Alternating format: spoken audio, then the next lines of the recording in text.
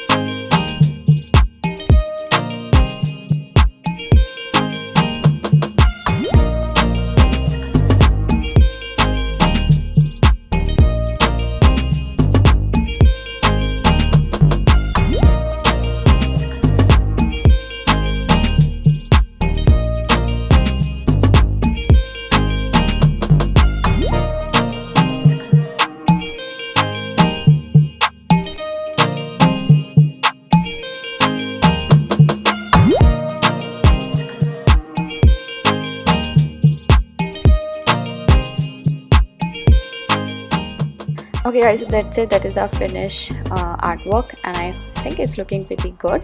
And if you are thinking the same, then you can just give me a huge thumbs up, and don't subscribe to my channel if you haven't already. And I'll come up with a new video next week for you all. Till then, take care and bye bye. See you next week.